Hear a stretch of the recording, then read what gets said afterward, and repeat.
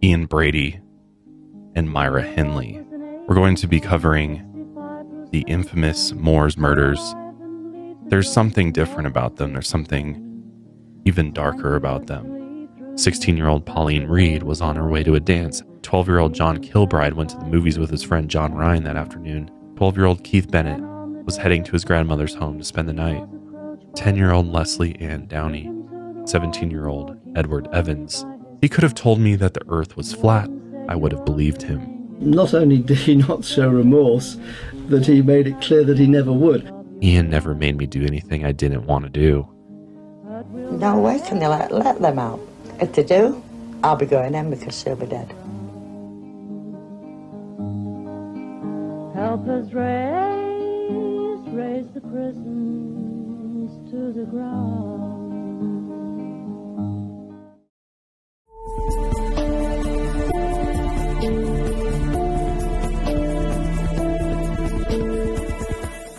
Light out, everybody.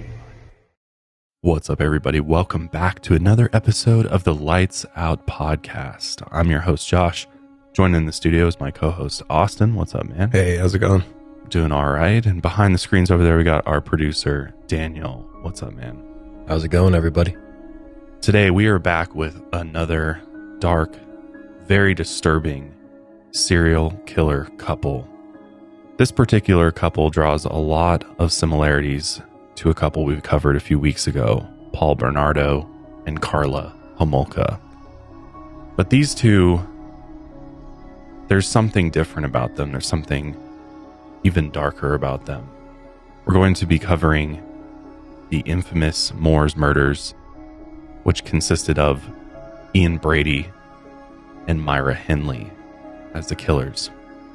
This case has actually been highly requested by many of you, especially those of you out in the UK, because this is an English case.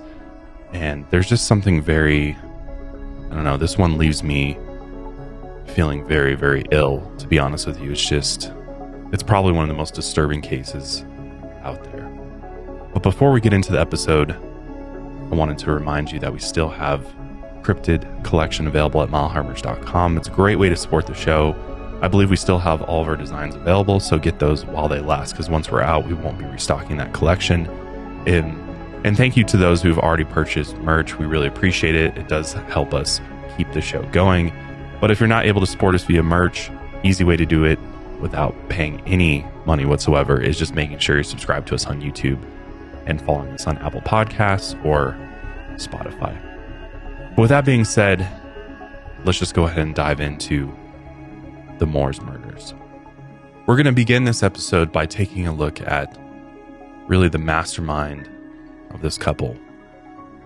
And honestly, I believe the devil in human form, and that is Ian Brady. This episode today is brought to you by EveryPlate.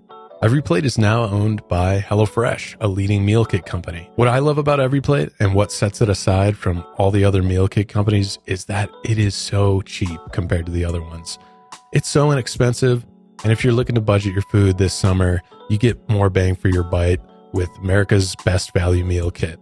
EveryPlate is 25% cheaper than grocery shopping with no hidden fees. So you can honestly count on that great value week after week. Plus, you only pay for what you need with pre-portioned ingredients. I love the portions that they give you, and you can even double the portion size. All the directions are right there. I've had their creamy Dijon chicken, which was delicious, and their grilled onion burgers are also something to write home about. It almost feels like I'm at a restaurant, but I have a little bit of more pride and sense of accomplishment because I'm the one who cooked it. And honestly, if you're worried about prep and cooking, it really doesn't take that long a time. If you get a 2-person team on that thing, someone can be cutting vegetables while another person's prepping. It's so quick and easy. Get started with EveryPlate for just $1.49 per meal by going to everyplate.com/podcast and entering code 49lightsout. That's everyplate.com/podcast, entering code 49lightsout. Ian Brady was born on January 2nd, 1938, in the Gorbals area of Glasgow, Scotland. one of the roughest neighborhoods in town. His mother was Margaret Stewart. She went by Peggy. She was a tea room waitress, and his father has never been identified. His mother often told him the story that his father was a reporter for a Glasgow newspaper, and he had died 3 months before Ian was born. Either way, his name given at birth was Ian Duncan Stewart, a name that would change many times throughout his childhood. When he was an infant, Peggy soon realized she couldn't afford to raise him. She had to work during the day and couldn't afford a babysitter. Sometimes she even risked leaving him at home, all by himself. And she also knew there was a negative social stigma around illegitimate children, so Peggy ended up posting an ad in the newspaper for Ian when he was 4 months old. And she eventually gave her son away to Mary and John Sloan, while also signing over his welfare payments. Peggy would often visit him throughout his childhood, but refused to tell him that she was his mother. The Sloan couple had 4 children of their own and decided to take Ian in as their 5th. Ian then took their last name. And as he grew up, he had no idea that Peggy was his biological mother.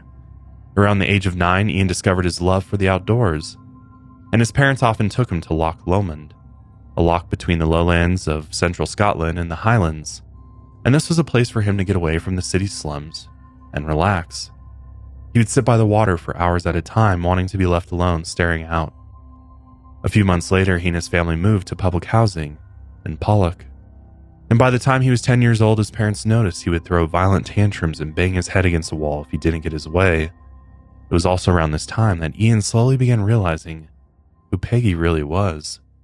For years, he figured Peggy was just a nice family friend who stopped by and brought him gifts every once in a while. But he soon put 2 and 2 together. Once he realized he had been lied to for years, his frustration manifested into isolation, and anger began building inside. He began to withdraw, and signs of dysfunctional behavior and moodiness began to grow. At school, he was unpopular, but he was smart.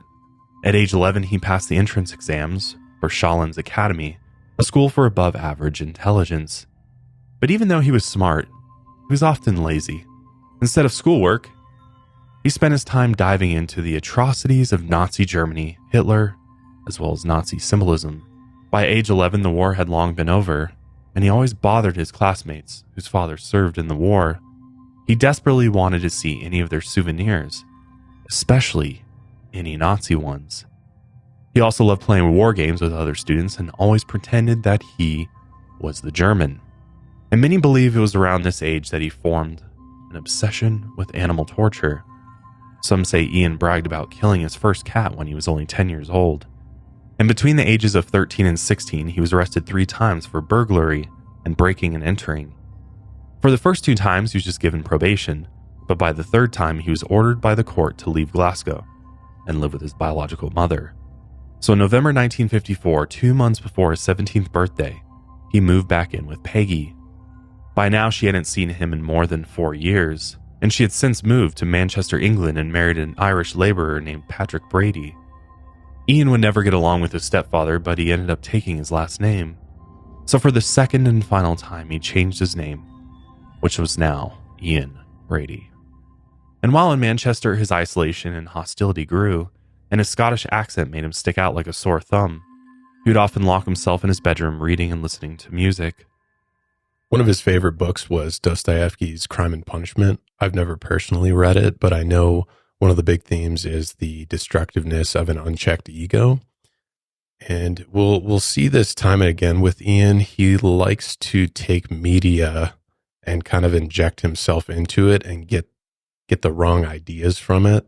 So instead of looking at this unchecked ego as like something to be critiqued, he's looking at it as more of a way of what can I draw from this, or how can I be a part of this unchecked ego? So we'll see that going forward. He has this weird obsession with certain types of media, and he usually draws the false conclusions. He also read books by philosophers like Marquis de Sade, who wrote about sex without moral principles. He also read Nietzsche, whose works have been connected to Nazi ideologies, but it's controversial because Nietzsche wasn't a Nazi himself. If anything, he distanced himself from Nazi ideologies, but his works are still debated. The big problem is that Nietzsche's sister took over his estate and all of his books, when his mental health started to decline. And she was the one that started releasing new versions of his books that injected these Nazi ideologies in him. That's why his works are still debated to this day. And Elizabeth even created an entirely new book under his name, which was called The Will to Power. And supposedly that had a lot of heavy Nazi ideology in it. And that was one of the books that Ian focused on. So over the years, he really tried to find as many books as he could about just disgusting things: torture, abuse, sadomasochism, Nazis. And he kind of made that a part of his personality. It's really interesting. I'm thinking as you're talking through that, like, why did he go that route? You know, there's so many different routes you could go that would be far more beneficial to somebody and would help you obviously not stand out in the world in such a horrific way. And it seems to me that he was on a power trip from a young age. Like, he's trying to figure out a way to separate himself from everybody else, to make himself more powerful than everybody else. And it's just, it's wild that from, 10, 11 years old, he's diving into such brutal texts, and he's filling his head with all of this extremely violent imagery and racism. And I mean, literally the worst of the worst ideologies that are out there. And he's really seemingly trying to make it a part of his identity of who he is. Seems like he had harbored a lot of hate. Yeah, it definitely really seems like early. the hate was early on, and perhaps it's from the abandonment issues, which I would imagine that's a large part of it, is that he felt abandoned. So it's almost like maybe he wanted to make people pay for that. Right. And this was how he's going to do it, is make himself into this scary monster and derive his, satisfaction from being the scariest person you can encounter. Yeah. And I also wonder, we don't know too much about John Sloan or his foster family or anything. I wonder if there was some, was he a Nazi sympathizer or something? Is that where John first got into this? Because that seemed to be around the time, or, we just it's not don't know too far much. after World War II. So it'd still be possible to, I'm sure there's plenty of those people around. So For sure. I wonder if he was exposed to that from somebody else. Yeah. Because, it's like such a weird thing for a relatively young person to dive into. Yeah. Such brutal topics. I mean, you look at a lot of studies, and a lot of people, a lot of experts out there say that obviously between like 13 and 18 years old is, and I know from me personally, is like, that's a very impressionable time in a young person's life. Like, what you learn in those years and what you consume content wise or education wise greatly affects the adult that you become. For sure. So it makes a lot of sense that because that was basically all he was doing with his life, was filling his head with all this Nazism and torture and violence, that he evolves into the monster that he ultimately becomes.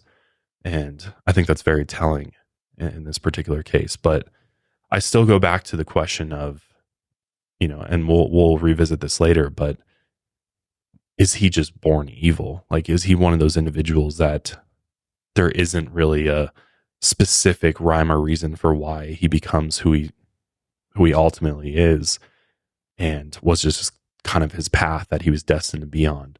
And that's something that is very, I guess, curious to me, and we'll discuss a little bit more as we get farther into this story, but something to think about. Because it's like you were saying, between 13 and 18, your formative years, you're very impressionable. But yeah, we could even trace this back a little bit further of him leaning into this dark side. Yeah, absolutely. So around the same time, he found work as a butcher's assistant. And some believe this is when his fascination for mutilation and murder really developed. He would spend hours every day cutting away meat from animal bones, and then he would go home and read about domination, torture, and violence. He also started drinking heavily and gambling on horse races in his free time, and since his butchering job didn't pay enough to support his bad habits, he began robbing homes again and stealing from his work. And this soon led to more arrests and a fine for public intoxication. Since he was still a teenager, he was sentenced to Borstal Youth Detention Center. But since there was no room, he served 3 months in Strangeways Prison in Manchester. While incarcerated, he picked up new techniques on how to perform home invasions. And he also fantasized about pulling off big-time bank heists. His work as a butcher made him resent manual labor, and he also studied bookkeeping while behind bars and ran underground gambling rings. He also brewed and drank his own alcohol in his cell's toilet. When he thought about rejoining society, he decided he never wanted to return to manual labor. But as it turned out, he couldn't find any work after his release in November 1957, and he was forced to move back in with his mother. Peggy and Patrick noticed Ian was now even more silent and withdrawn than ever before. At 21 years old, he was so desperate for money, so he could move out, that he took a job as a laborer at Boddington's brewery for 6 months in 1958. Eventually, his bookkeeping skills came in handy, though, and he found work as a stock clerk at Millward's Merchandising in February 1959, where he would work for the next several years. His life would change forever once he began dating a woman named Myra Henley, 2 years later in January 1961. Myra was a shorthand typist for the merchandising company, and they had known each other for about a year before Ian finally asked her on a date at the company Christmas party. So who is Myra Henley? Myra Henley was born in Crumpsall, England on July 23, 1942. Her parents were Nellie and Bob Henley, and they raised their daughter in Gorton, a poor working-class area outside of Manchester, and they all lived in a small, rundown home. Her father was a World War II veteran and a violent alcoholic, and for Myra's early childhood years, Myra was forced to sleep in a single bed next to her parents' double bed, as they only had one bedroom in the house. Their living situation only got worse after Myra's sister Maureen was born in August of 1946. Bob and Nellie didn't have the money or the space to support 2 children. Plus, they both worked during the day. So when Myra was 5, she was sent off to live with her grandmother. But her parents still tried to be present in her upbringing. Her father taught her how to stand up for herself and fight other students. According to Myra, when she was 8, she was once attacked by a schoolboy who scratched her face and drew blood. She ran crying to her father, but he threatened to whip her with a belt if she didn't go back and fight the boy. So Myra later hunted him down and knocked him to the ground with several blows. And this is what she later called her first victory. From a young age, Myra was a victim of violence at home, at the hands of her alcoholic father and frustrated mother, and she was rewarded for violence outside of the home. So really, this is how she saw the world, or at least that's how she tried to explain her childhood many years later. She also had a lot of guilt from an early age. One summer when she was 15, one of her closest friends, 13-year-old Michael Higgins, invited her to go swimming at an old reservoir. She saw Michael like a little brother. He was timid and fragile and often got picked on. Since Myra was strong and violent, she often protected him. But that day, she blew him off to hang out with another friend. She later discovered her friend had died while swimming alone at the reservoir that day, and Myra blamed herself for his death. She was a great swimmer and could have been there to save Michael. After his death, she bounced between hysteria and depression, and she began dressing in all black. And she went around town collecting money for a funeral wreath. Michael's funeral was held at St. Francis's Monastery in Gorton Lane, where Myra was baptized as an infant. And it was here Myra found a strong reconnection with God. She had been baptized in the Catholic faith, but her mother agreed to the baptism as long as Myra never went to Catholic school. She thought the educators were too focused on the church's doctrines. But Myra was always drawn to Roman Catholicism, especially after the death of her friend Michael. She grew even closer to the church and began going to night mass as often as she could. She later confirmed her faith and received her first communion in November 1958. She then became the godmother to Michael's nephew, Anthony John. After Michael's death and discovering her faith, she soon dropped out of high school and found work as a junior clerk at a local electrical engineering firm. She ran errands, typed, and made tea. Her coworkers quickly got along with her, and they liked her so much that when Myra misplaced her first week's wage, the other girls at the firm collected enough money to replace her payment. This was also around the time she began bleaching her iconic hair. She took great pride in her bright hair, and it's what made her stand out from the rest. And she liked to wear heavy makeup to look a little older than she was. By the time she was 17 years old, she quickly got engaged to a man named Ronnie Sinclair, who worked as a tea blender at a local co-op. She called the engagement off several months later after realizing he was immature and broke. Meanwhile, she continued fighting, but mostly kept it to her weekly judo lessons at a local school. But even in a safe environment, not many wanted to spar with her because she had gotten a reputation for not releasing her grip fast enough. She also began looking for positions in the military, but never ended up submitting her application forms. Instead, she went off to London to search for new work. Eventually, she found a job at Millward's Merchandising. And here is where she met Ian Brady. Their co-workers saw Ian as a sullen and brooding man, but Myra saw him as quiet and mysterious. In her words, she saw his silence and isolation as enigmatic, worldly, and a sign of intelligence. To Myra, Ian was different, and she liked that about him. Every night she wrote about him in her diary. From day to day, she went between loving him to hating him. Meanwhile, Ian rarely noticed Myra for almost a year, but by their company Christmas party, a few blended whiskeys loosened Ian up, and he began flirting with Myra, even though she had gone mostly unnoticed for months. But by the end of the night, Ian asked her out, and Myra was about to get her first glimpse into Ian's tortured mind.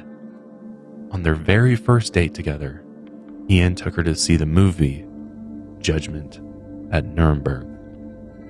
And just like before, we'll see that Ian gets something a little different out of Judgment at Nuremberg. This was a dramatized film in 1961 based on the Nuremberg trials of former Nazi leaders. You probably know about it. They were tried for their crimes against humanity under Nazi law. And while most of the world saw this movie as a great judgment on Nazi crimes in the Holocaust, of course, Ian got something else out of it entirely. Instead, he most likely saw the convictions and sentences as injustices. He also got Myra into Meyer Levin's Compulsion, which was a fictionalized account of the Leopold and Loeb case where two men attempt to commit the perfect murder of a 14-year-old boy, and they escape the death penalty because of their age, which was 19 and 18 years old. And many think that this book might have inspired Ian and Myra's later crimes. And so you can see this media, he's like obsessed with media, and now he really wants to show Myra everything that he loves, and especially in the lens that he sees these things through. And at the time, there was a big argument, especially when this case came to light and Ian Brady was put in the spotlight. A lot of people thought that, the media he's consuming is warping his mind. So this was a big discussion. Was it the media warping his mind, or was it Ian Brady searching out this media to fulfill some weird, dark part of his soul? Right. That's a very interesting question. So it's like, was he either already having these thoughts just naturally, and therefore he was looking for something to make those a reality, I guess, in essence, like he was looking to see those in the real world, and therefore he's finding it in these films and books and media? Or was he just a normal guy? Right. Obviously not a normal guy, but right. He, by continuing to consume this content, it was continuing to, like you said, corrupt him to the point where he's wanting to act these things out in, I guess, physical reality. What's your opinion on that? Well, I think it depends on the person. And I do think that media can play a part in it. But ultimately, I think it comes down to your intention behind consuming the media, right? Like your intention is everything in life, and both good and bad. Is like, for him, I believe the intention was to continue to draw inspiration from the media and to almost use it as an instruction manual to teach him how to do these things, right? He didn't have the actual human being teaching him how to do this stuff. So therefore he was using the media as a way to sort of teach himself on how to do these horrific things. And I do think had he not had access to that media, would it have gone as far as it did? I don't know. And that's I think someone would argue, well, he's just like this innately, so he's going to do it no matter what, whether he had the media or not. But I do think the media definitely maybe gave him ideas that he might not have had on his own, right? Like it may have inspired him to do things that he may not have done had he not watched that film or read that book. I think it's definitely a possibility. Yeah. I mean, what do you think? Like, I mean, I don't think that media can. This is just personally. I don't think I get anything out of media other than just watching it and thinking about it. It's kind of more provokes thought and questions for me. But I can see if you are a certain personality, possibly like Ian Brady, where you're injecting yourself into this media, you're getting something more out of it, and maybe instead of Leopold and Loeb case being something that's observed, for him it's something more like he's injecting himself into that, and like, how can I be this? How can I become this? Well, his intention's different than your intention. Right, exactly. Or it's like, I think mental health plays a huge part of this as well. Yeah. And if you're a psychopath from birth, obviously you're gonna be affected by the media differently from somebody who doesn't have any mental health issues. So for sure, I think that's the difficult part too, is we don't know the mental health of Ian. I mean, clearly there's signs of mental health issues. There's depression. There's other things. There are the abandonment issues.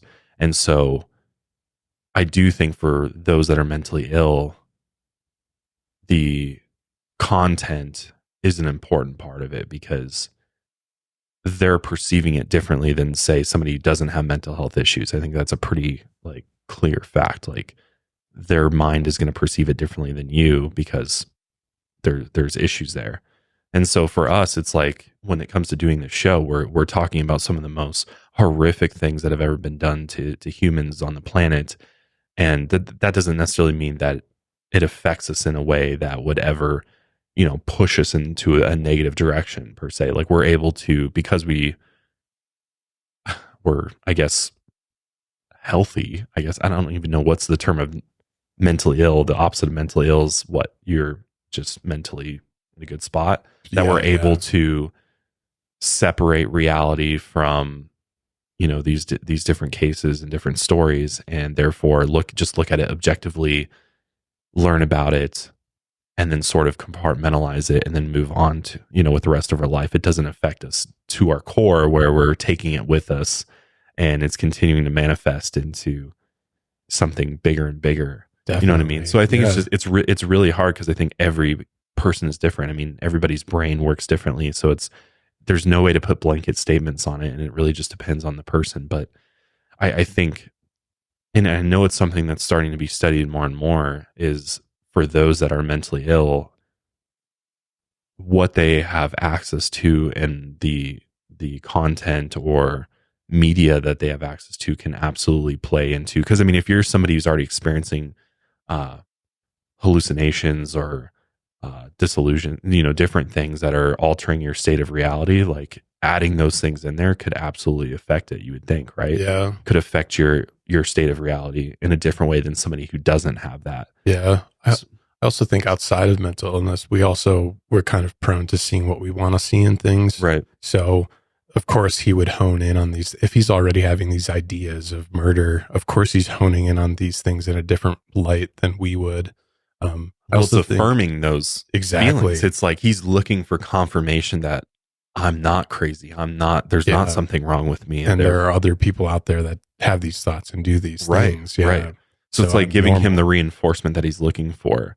Yep. As opposed to, had he been looking at a different type of material or media that was maybe telling him the opposite of what he was feeling, right? So he was looking for what was going to make him feel the most sane in that moment. If it reminds me, have you ever heard of the book or read the book Lolita? I've heard of it, yeah. Talk about a book that so many people get wrong. The whole point of the book is this narrator is manipulating the reader into thinking that this pedophilic relationship is normal or fine, and that he's not raping this young girl.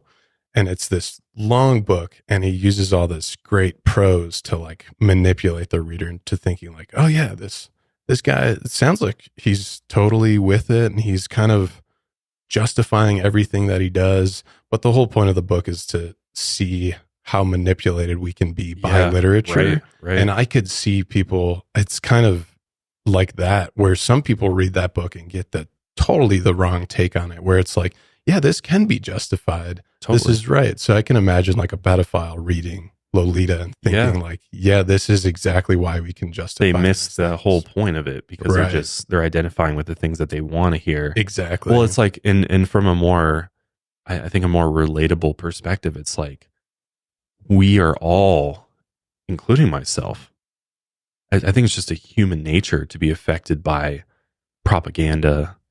I mean, if you look at the media, just like the news and the government and all, the things that are put out by the major news outlets and things like that, it's very easy to get sucked into their narratives. It's very easy to lose track of the truth or just accept the narrative that's being presented to you. So that's why I come back to, I do think we are all affected by media in one way or another.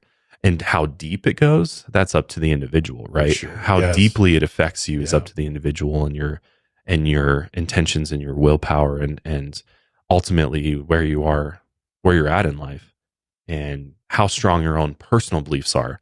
And that's why it's so important to be your own person and to think for yourself and to question things, like if something doesn't seem right, it's okay to question it and dive into it deeper. It's okay to question the official narrative of things because, it ultimately makes you a better critical thinker. I think it makes you smarter because it's going to force you to do your own research. It's going to force you to look into things a little bit deeper, and you might ultimately come to a different conclusion, or you might ultimately come back to what that official narrative is. But I do think, there's a reason why. You look at Nazi Germany propaganda. That was they were able to literally brainwash an entire population into thinking what Hitler ultimately wanted them to think. Yeah. And this still happens in other countries today. You look at China, you look at Russia, you look at other places around the globe. Even the US. If you are isolated, it starts with isolation, right? You have to isolate the population, then you feed them the propaganda and you don't give them access to outside, North Korea. That's probably the biggest example. It's like they don't have access to anything but what they're given. So I think it's very easy to use media to manipulate people into making them believe what you want. Yeah. And I think over time and depending on the individual, it can corrupt you to your core. Yeah. And if you're mentally ill, it's just an expedited process at that point, and things can get twisted very easily. So I think it's starting to be studied more and more in the scientific community, but I think it's absolutely a real thing that people are affected by the content media they consume. And whether or not you believe it does or not, I think it does. Yeah. It's a great point to say that if these massive governments see the value in manipulation through media, there's probably something tangible there. And like you can go online and find lists of a huge feature films that have been partially funded by the United States government, and you can ask yourself, like, why do they have their money in this movie? Well, it's like, speaking of films, I'm wearing a shirt right now. I've got Sauron on my shirt right now, but it's like, for me, Lord of the Rings was like, I feel like that's like a part of who I am now. I from a young age was like consuming that content, read the books, the movies, the games, the whole 9 yards, and it still is like this place of solace and peace for me. Like I find, it's like my escape from reality is this Middle Earth, is this world, right? Oh, yeah. And I think, and it's partly why I believe content and media actually affects you at a deep, deep level. Like I almost feel a spiritual connection to this fantasy world, which sounds nuts, but it's like, so did Tolkien. That's why Tolkien, he used that, right? He was, dealing with the world wars and things like, so it's like, and video games. People like to say, "Oh, video games don't affect people." Like shoot 'em up games don't affect. But it's like I just disagree. I think it does affect. Call of Duty franchise alone is an entire it's an propaganda machine thing, and they design these games to be addicting. Oh, for sure. The mechanics of it, the grind of the games is addicting. I was addicted to World of Warcraft for years. Yeah, and spent thousands of dollars on this game. Oh, you were that guy. Oh yeah, I was that guy from like 6th grade. Like I was, I would literally be raiding till 3 a.m. asleep in my science class the next day. Like it was bad. Like it is this, the games are manipulating. They want to suck you in. They want to hook you to bring you back. Cause it's ultimately how they make money. It's how they, become successful video games. For sure. I'm sure both of you have games that like are like that and suck you in and maybe even you feel like they've affected you at your core almost, or films. The new Zelda. I know Daniel and I have just been absolutely obsessed with the latest Zelda game. So yeah, 100%. Yeah. And nostalgia, right? Yeah. The nostalgia that media, movies, and video games provide, it is a feeling. It's like I crave that nostalgia. I go back to certain games because it gives me that rush, that feeling. It takes my brain back to a different part of my life where I'm like, wow, this was such a great time. Yeah. Like, you hear the music, you see that, you play that old level or that old game and you're like, where did my childhood go? It takes you back. For sure. When I hear like Zelda's Lullaby, I'm right, straight back to sitting in the couch in my basement when I was like 7 years old. So it's like, with that being said, I don't know that there's a great argument to say media doesn't affect you. Yeah, for sure. Physically, mentally, emotionally, and I could argue spiritually as well. Yeah. I do think it affects, and that's why it's such a big industry in our world, is because it has that effect on us. For sure. Just my personal opinion. I'm sure some people disagree with me and they're like, oh, I can, separate myself from all of it. And, I could go live on an island and be completely fine and happy without all of that. And, it doesn't affect me. And I'm sure there's people out there that are like that. And that's fine. Like maybe everybody's different, right? We all are special beings and we all have our own, things, but I'm sure there's other things that maybe you couldn't live without. Yeah. It's just, I think there's something unique about human beings that we crave those things and we need them, we seek them out. And most of the time it's a very positive, uplifting thing, but then there's those that gravitate towards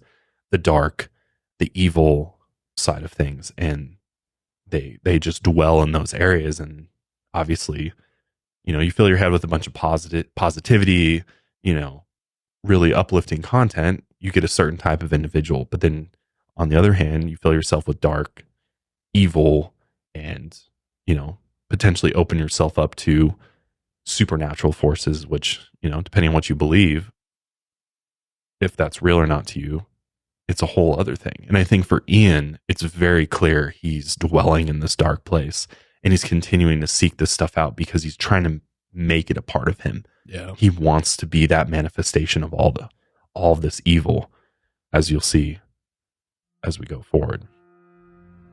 So Ian and Myra, they're dating, and it's a very odd relationship, to say the least. Ian is showing Myra his records of Hitler's marching songs, and he tried to get her to read Mein Kampf, along with his other favorite books on sadism. And Myra liked him so much that she just kind of agreed to go along with all of this. And she fell in love with him. And after that, it was game over. She was willing to do anything as long as it pleased him. And you can imagine just how manipulative Ian is. He's definitely learned a lot from the content he's reading. He's learning how to manipulate people and ultimately brainwash an individual into making them believe what he believes. And it was so much so that Myra even changed how she dressed. She took on a Germanic style with leather jackets, long boots, and miniskirts. And she later admitted she was inspired by the fashion and looks of Irma Grease, an infamous Nazi and member of the SS. If you're familiar with those guys are some of the most evil human beings to ever walk the planet. Myra soon lost her virginity to Ian and soon let him take pornographic photos of her during sex. And the more things she let him do, the more he revealed his true self. Of course, one of the first things he did was shatter her spiritual views, which was fairly easy for him. He was like, yeah, there's no God. And even though she had been a dedicated Catholic, she stopped going to church. Years later, she said, he could have told me that the earth was flat, the moon was made of green cheese, and the sun rose in the west. I would have believed him. Such was his power of persuasion. After convincing her of small things, he revealed his more radical opinions, like that rape and murder weren't immoral. He even said that murder was a supreme pleasure, and Myra began to accept his thoughts as fact. After months of dating, she shared all of his opinions, and her friends and family noticed how much she had changed. At work, she was known as a nice, friendly girl, but now she had become aggressive and mean. Her sister Maureen noticed that she didn't go out dancing with her friends anymore. Instead, she became withdrawn and said things like she hated babies, children, and people in general. After the couple had dated for 2 years, Ian wanted to put Myra to the test. He began planning an extravagant bank heist, and he asked Myra to be his getaway driver. Myra blindly accepted the role and began taking driving lessons. She even joined the Cheadle Rifle Club and bought 2 firearms. Myra had passed his test. Even though they never carried out the heist, Ian knew she was completely loyal to him now, and she would even resort to violence for him. By June 1963, the couple moved into Myra's grandmother's house, and Ian began fantasizing about a different crime. Instead of a bank heist, Ian now wanted to indulge in his supreme pleasure. Ian expressed his desire for murder, and Myra has always played along. So on July 12, 1963, 16-year-old Pauline Reade was on her way to a dance at Railway Workers Social Club in Gorton. She originally planned on heading there with 3 friends, but their parents had discovered that alcohol would be at the dance, so they weren't allowed to go. Pauline figured she would just go alone. Around 8 p.m., she got dressed in a pink party dress, white shoes, and a blue coat. Her mother, Joanne, brushed her daughter's hair and put a bright piece of jewelry around her neck. Pauline protested and said, "But Mom, it's your favorite necklace." Joanne said, "Well, you are my favorite girl." Sadly, these were the last words they shared together before Pauline left the house and headed down the street. That evening, Ian and Myra were on the prowl. Ian told Myra to drive around the neighborhood in a van that they had borrowed, while Ian followed on his motorcycle. Whenever he spotted a potential victim on the sidewalk, he'd flash a light into the van to let Myra know. As they drove down Gordon Lane, Ian flashed his light, but Myra didn't stop. She recognized the potential victim, 8-year-old Marie Ruck, that lived near Myra's parents' house. So they kept driving, and eventually they got to Froxmore Street, where Ian spotted Pauline. Myra recognized her since she was her little sister's friend, and she offered her a lift. She figured the disappearance of a teenager wouldn't be as bad as an 8-year-old. So once Pauline got into the van, Myra told her she needed help finding an expensive glove she had lost in Saddleworth Moor. Pauline agreed to help. When they got to the moor, Ian pulled up behind them. Pauline shot him a glance, but Myra told her that he was her boyfriend and would help them search for the glove. According to Myra, she stayed behind in the van while Ian and Pauline headed into the moor, and about 30 minutes later, Ian returned alone. He quickly led Myra back to the spot where Pauline lay dying in the mud. Her clothes had been scattered along the ground, and her head was nearly decapitated by 2 massive cuts in her neck and a 4-inch incision into her voice box. The collar of her coat and a throat chain had been pushed inside the wound. Myra asked if he had raped her, and he responded, "Of course I did." Myra stayed with Pauline as she died, while Ian grabbed a nearby shovel he had hidden during a previous visit. Myra shut herself in the van while Ian buried the body. As for Ian's account, Myra was present during the attack and even participated in the sexual assault. By midnight, Pauline hadn't returned home, so her parents Joanne and Amos went out to look for her, but they found no trace of her. So by the morning, they called the police, but their search also led to a dead end. As far as anyone could tell, Pauline had simply vanished. As it turned out, Pauline had gone to school with Myra's little sister, Maureen, but the connection wasn't made until much later. During the search, Myra was often seen comforting Joanne about her daughter's disappearance. Meanwhile, Pauline's boyfriend at the time, David Smith, was also questioned. David had a criminal record of 3 minor crimes, but he was quickly cleared of any involvement with her disappearance. But this wouldn't be the last time David's involvement would come into play. Since Ian and Myra were now in the clear, they moved on to their next murder a few months later. On November 11, 1963, 12-year-old John Kilbride went to the movies with his friend John Ryan that afternoon. His mother Sheila had heard about the disappearance of Pauline, so she told John to be on the lookout for any bad men out in the neighborhood. Like plenty of others at the time, she didn't consider that John could have been abducted and lured by a woman. Again, the culture in the mid-1900s still didn't wrap their heads around the fact that women could be involved in murder and pedophilia, so many of the neighborhood children were only warned about suspicious men. By 5 o'clock that evening, the movie had ended, and the 2 boys walked out of the theater, and they decided to head over to the market at Ashton Underline to see if they could make money helping the stall holders pack up. Once they packed up the carpet dealer's stall, John Ryan told John Kilbride he had to go home, and this was the last time that he saw his friend alive. Ian later came up to John Kilbride and offered him a ride home, telling him that his parents would be worried if he was out so late. To sweeten the deal, Ian also offered him a nice bottle of sherry, so John accepted. Once they got John inside Myra's Ford Anglia rental, they told John that they needed to make a little detour to pick up the bottle of sherry. John didn't think twice, but after they got the bottle, Ian mentioned another detour to go look for a lost glove by the moor, and just like before, Myra supposedly stayed behind in the car while Ian took John out into the moor. Ian then sexually assaulted John before pulling out a 6-inch serrated blade. He tried to slit his throat, but John fought back. So Ian ended up strangling him to death with a shoelace. When John didn't come home for dinner, his parents Sheila and Patrick called the police, and for the second time that year, another search was conducted. Police and thousands of volunteers searched the area. 700 statements were taken and 500 missing posters were put up. For 8 days, 2,000 volunteers searched the waste yards and abandoned buildings near where he was last seen, but they came up with nothing. And once again, it looked like Myra and Ian were in the clear. They were depraved scavengers who blended into the working class neighborhood and gained the locals' trust. 6 months later, they struck again. On June 16, 1964, 12-year-old Keith Bennett was heading to his grandmother's home to spend the night. Every Tuesday, he spent the night at her house, and this night was no different. Her house was only a mile away in Longsight. His mother would watch him until he got over the crossing to Stockport Road, and then she headed to bingo night.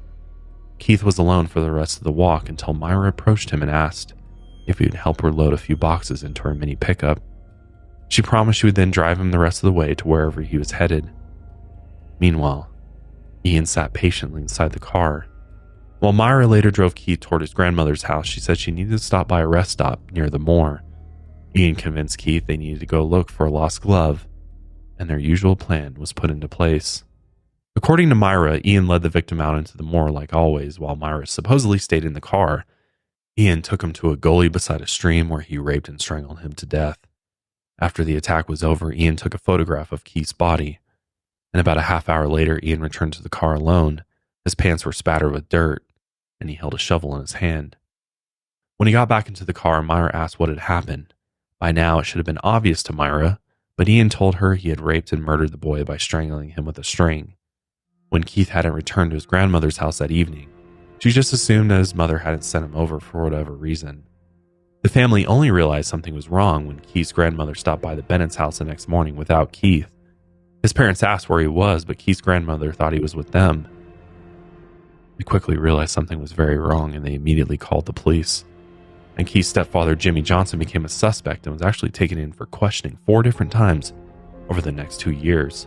Police even searched under the floorboards and found that the foundation connected to all the houses down the street, so each house was then searched.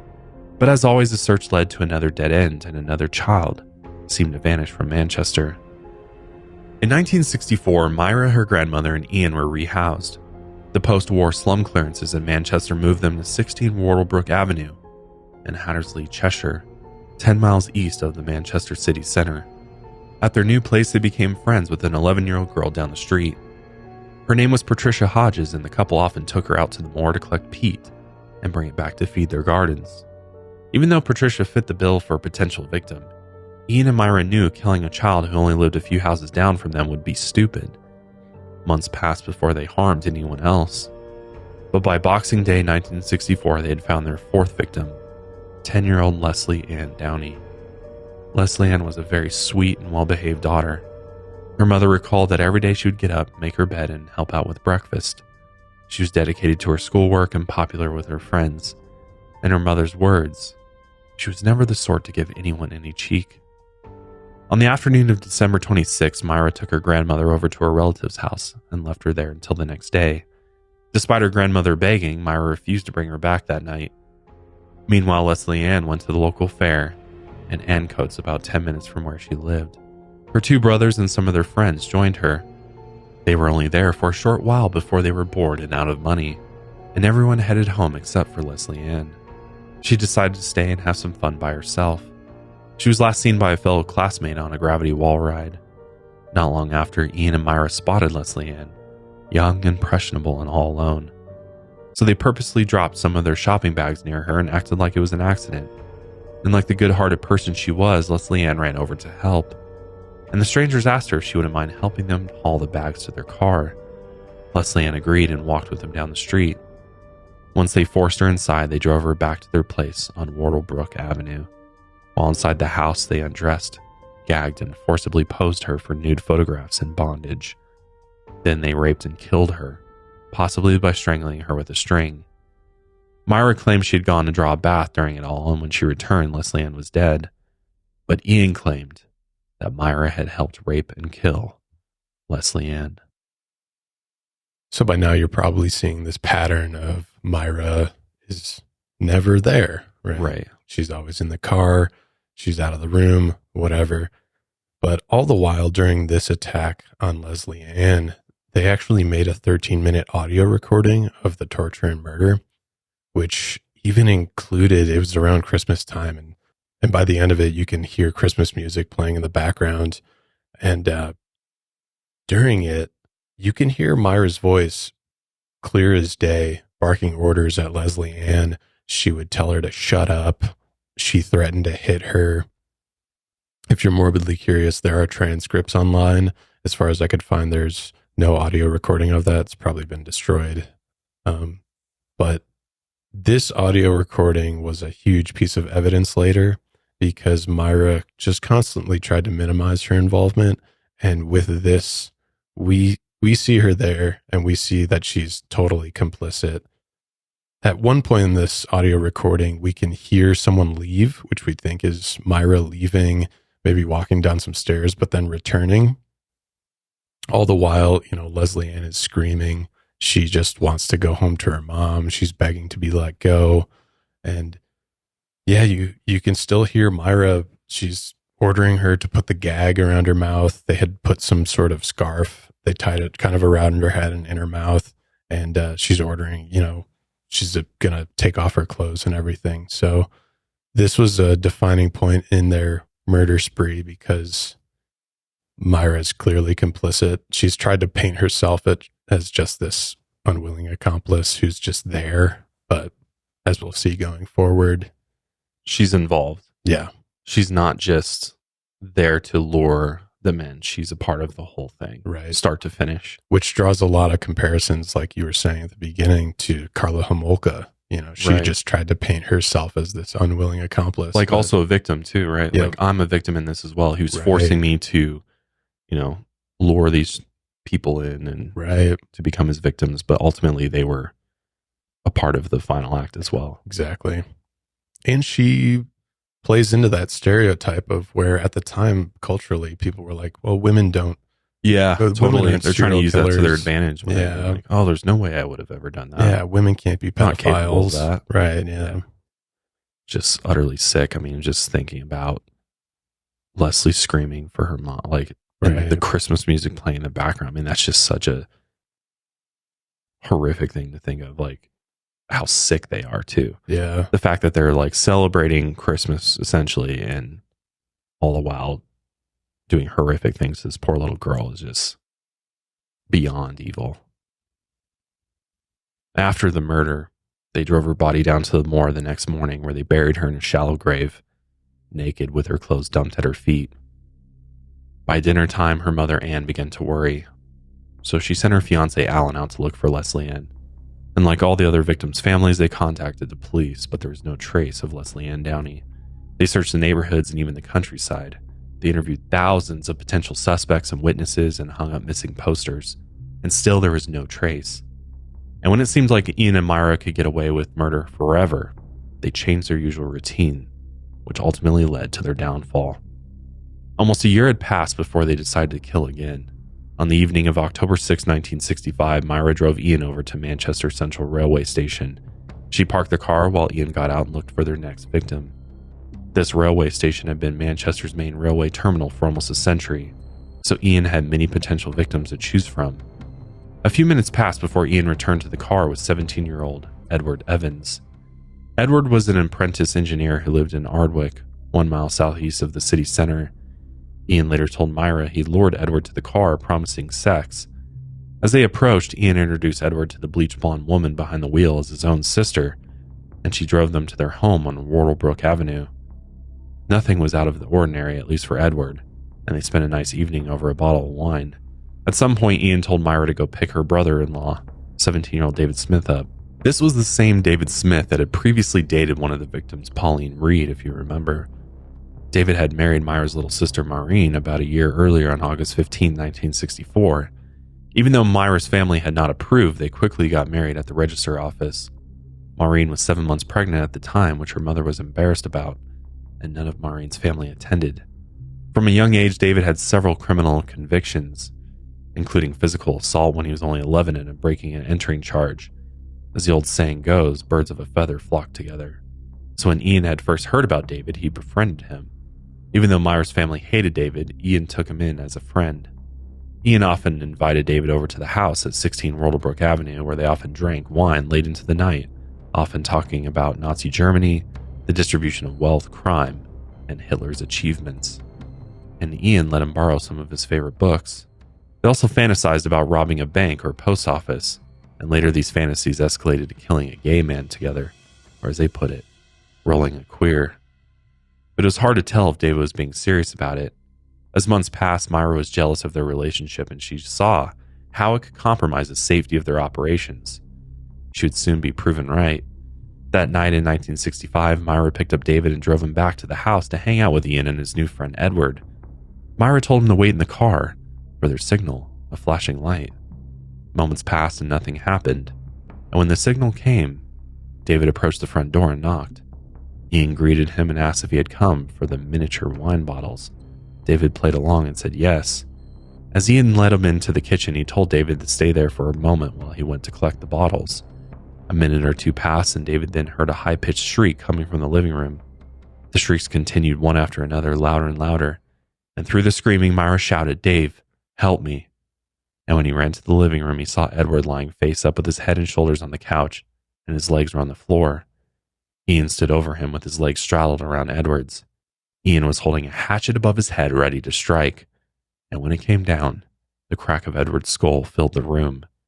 After several more blows to the head and body, Ian then grabbed a length of electrical cord and wrapped it around Edward's throat before strangling him to death. Ian later said, "That was the messiest one yet." Ian had actually sprained his ankle through the commotion. So when he tried to carry Edward's body out to the car, he couldn't make it. So he and David wrapped the body in plastic sheeting and dragged it into one of the spare bedrooms.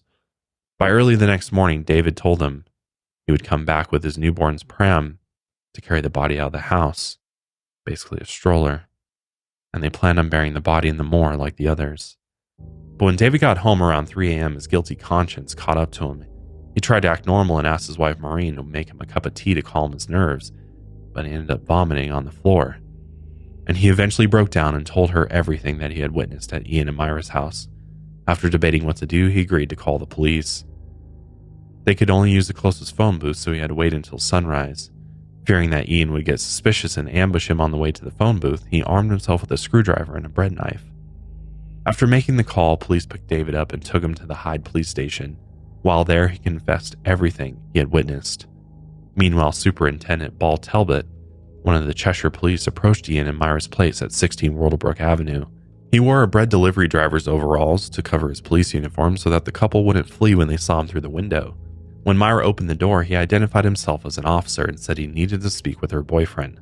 Caught off guard, Myra led him into the living room where Ian was relaxing on a sofa. He had elevated his sprained ankle in one of the arms, and he was in the middle of writing a note to his employers saying that he wouldn't be able to make it to work that day. Officer Talbot then told the couple he was investigating an act of violence involving guns from the previous night. Myra said she didn't know what he was talking about, and they allowed the officer to check around the house. The officer soon found a locked bedroom door and asked the couple to open it. Myra lied and said that the key was at work. Calling their bluff, Officer Talbot said he would drive her to work to fetch the key. Instead, Ian accepted defeat and just told Myra to hand it over, so she did. As the bedroom door creaked open, Officer Talbot spotted the body, wrapped in plastic.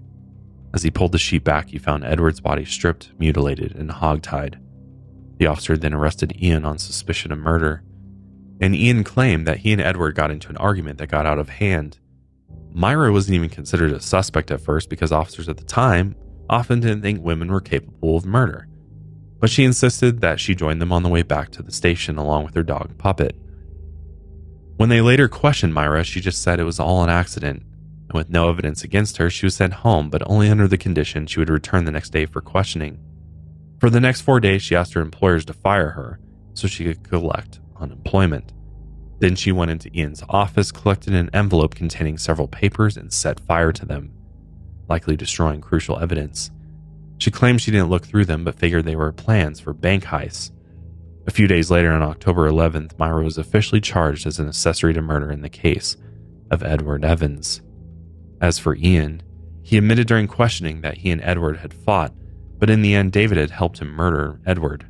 He told them Myra only did what he told her to do. Meanwhile, David told police that Ian and Myra had some hidden evidence in 2 suitcases stored in a luggage office somewhere in Manchester. And by October 15th, police found a ticket for the luggage in Myra's prayer book. When they found and cracked the luggage open, they found a copy of Mein Kampf, books on sexual sadism, and pornographic magazines. They also found 9 pornographic pictures of a young girl, who they would later identify as 10-year-old Lesley Ann Downey. She was naked on a bed with a scarf tied across her mouth. Resting beside the pictures was a tape that captured 13 minutes of the girl screaming and pleading for help. As they played the audio back, some of the officers had to leave the room while others broke down in tears. When they played the tape for Lesley Ann Downey's mother, through tears she confirmed it was her daughter's voice. Police then realized Ian and Myra might be connected to several other murders around Manchester. When they interviewed them, Ian was calm, well-spoken, and guarded. Myra was emotionless and direct. And it was clear that early on in the investigation, Ian would claim that Myra was innocent, and he'd keep this up for nearly 20 years. They searched the suspect's house at Whortlebrook Avenue and discovered an old exercise book. Inside, the name John Kilbride had been scribbled next to a doodle of a strange face. They also uncovered a huge collection of photographs in the hidden luggage. In the pictures, Ian and Myra posed in Saddleworth Moor, possibly directly above the burial sites of their victims. Several jurisdictions teamed up and decided to follow every lead possible. 150 officers were drafted to search the grounds. During the search, one of Ian and Myra's neighbors, 11-year-old Patricia Hodges, told police she had been taken to the moor several times with the couple to collect peat for the gardens. So she was able to point out their favorite spots along A635 road. And by October 16th, police spotted an arm bone sticking out of the peat. They first thought it was John's body, but it turned out to be Lesley Ann's. Her mother had been at the edge of the moor watching the officers sweep the area, but luckily she wasn't there when they uncovered the remains. She later identified her daughter by the clothes buried at her daughter's feet. Here's Lesley Ann Downey's brother Tommy talking about how his family felt when they found her remains. Lesley was found on the moors at the back where we lived. When they actually found her, I just remember going to in our house, and me and Mum had to go out to identify her. And we're just waiting to hear all the family was back at the house. I just remember her coming in and just nodding, saying, yeah, it was Les,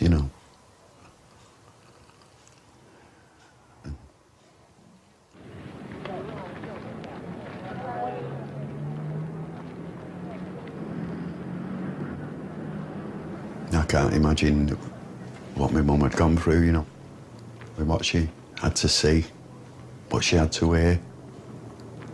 She always kept things to herself, my mum,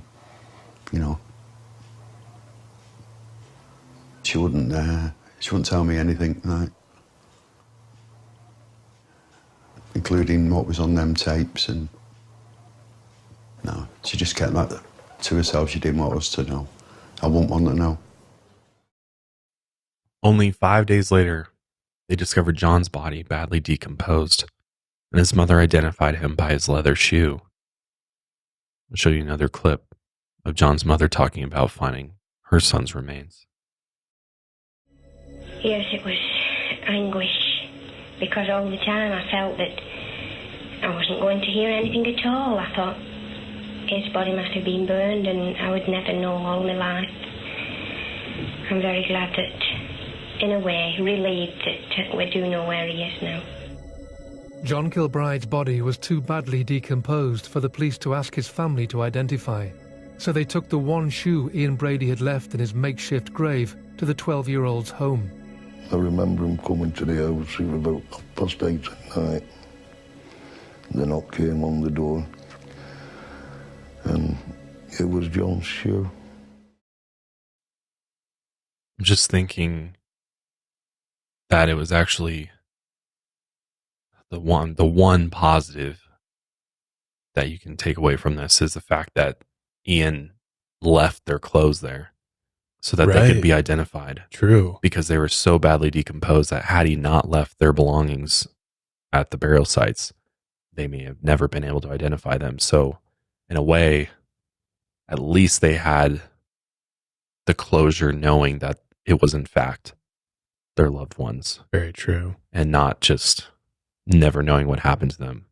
Because in these types of scenarios, you wonder, it's like, would you rather not know whatever happened to them, or would you rather know that that was your loved one and at least you know that they were gone? And I think it had been something like 2 years since he had gone missing. So I'm going to play another clip for you of his brother Terry talking about how they dealt with John's death and disappearance. There's no words to express what the feeling is. You couldn't understand what the feeling is. You know, the anger what's there, and plus the passion for your brother, you know, and for the other little ones, what happened. And you just can't understand it. You can't get your head round why. This picture here, when was that taken? That was taken, it's got to be 2 or 3 week, 4 week, just after John has gone missing. That. And then this chair here was where John sat. Always stayed like that until the day where they found John. Because we always thought he was coming back. How long was it after he went missing that he was found? 2 years. 2 years after. Which is a long, long time when you're remembering your brother and you don't know where the hell he is. You know, a long, long time. And it's so sad they kept setting his table, and his mother, we'll find out later, his mother during this whole time as well, I think even after they had found him, she kept wrapping his Christmas presents every year, just trying to keep him alive. Well, and you think too, I mean, during those 2 years, they're just holding out hope that he'll come back, that they'll find him. And to find out that he died, I mean, I just can't even imagine the pain that they dealt with. So that same day, Ian and Myra were charged with the murder of Lesley Ann. The search continued for more potential victims, but winter was quickly approaching. The ground was hardening, so the search was called off for the time being. Meanwhile, Ian had admitted to taking pornographic photos of Lesley Ann, but he claimed that she was brought to his property by 2 men and she had left his house alive. Tired of his lies, they formally charged him with the murder of John Kilbride, Edward Evans, and Lesley Ann Downey on December 6th, and they charged Myra with the murder of Edward Evans and Lesley Ann Downey, as well as a charge for harboring Ian after the murder of John. After 11 days, they were both committed for trial. Between the two of them, there were 3 victims police were aware of, but there were still 2 more that they hadn't uncovered yet. As they searched through the photos, they noticed the couple's dog Puppet could be seen in many of them, sometimes as a puppy. So to get a date on the pictures, police had a vet determine the age of the dog to put a rough timestamp on the pictures. The vet exam involved the dog's teeth, and they had to put Puppet under general anesthesia, which just ended up killing the dog because it had suffered from an undiagnosed kidney problem they weren't aware of. On hearing the news of her dog's death, Myra was furious, and officers noticed that this was the first time since the investigation began that Myra actually showed any signs of emotions. She then accused the police of intentionally murdering her dog, and she wrote a letter to her mother shortly after. The letter said, "I feel as though my heart's been torn to pieces. I don't think anything could hurt me more than this has. The only consolation is that some moron might have got hold of Puppet and hurt him." So, I mean, we would all reasonably be torn up by the death of our pet, right? That's understandable. But when we compare this level of emotion to any other emotions that she had during this entire time, they just pale in comparison. At one point, they even put pictures of John Kilbride's body after they had uncovered it, and like pictures of when he was a kid. And they basically got no reaction out of her. She just said like, "Oh, this is unfair." And so she's more upset about her dog accidentally being killed than anything regarding these children at all. Says everything you need to know about Myra. Yep. And even after that, she was more when she was realizing she was going to trial, she was more concerned about her hair dye because her roots were showing. So she requested hair dye while she was in jail, and they denied her. And that's what she was upset about. So her dog dying and the roots in her hair. And that kind of actually led to the famous picture of her where you can see her roots like right before she goes to trial. And I'm glad she's immortalized in that way. Because I just can't imagine thinking that that's your priority right now is the roots in your hair. It's crazy. All of that negates any sort of claims of, oh, I just was the one that lured them. I didn't have anything to do with the murder. I mean, it just shows that she's just as much of a monster as Ian is. So their 14-day trial began on April 19th, 1966. Since this case was so high profile, authorities thought that the couple had a public bounty on their heads. So they fitted the courtroom with security screens to protect Ian and Myra from being killed by the locals. David Smith was the chief witness against them in the murder of Edward Evans. But the court later discovered that the newspaper, News of the World, agreed to pay David 1,000 euros if Ian and Myra were convicted, and they would have rights to his story. They'd already paid for a vacation to France for him and his wife, plus 20 euros a week in a 5-star hotel during the trial. The judge, Fenton Atkinson, declared the newspaper's actions as gross interference with the court of justice, but the financial incentive didn't substantially affect the testimony. Plus, David's testimony matched the initial statements to police, and the Attorney General, Elwyn Jones, decided not to charge the newspaper. Since they never prosecuted the News of the World, the Attorney General came under pressure, and in November 1966, he and the Press Council made a declaration of principle. This forbids criminal witnesses being paid or interviewed. The News of the World later rejected the declaration and said the council had no power to enforce the rule. As the trial continued, Ian and Myra both pled not guilty. Over the course of the trial, Ian admitted to assaulting Edward with a hatchet but claimed that someone else killed him. The defense showed that the cause of death was strangulation. As for Myra's testimony, she tried to make it look like she was an unwilling accomplice, but police used her own words against her.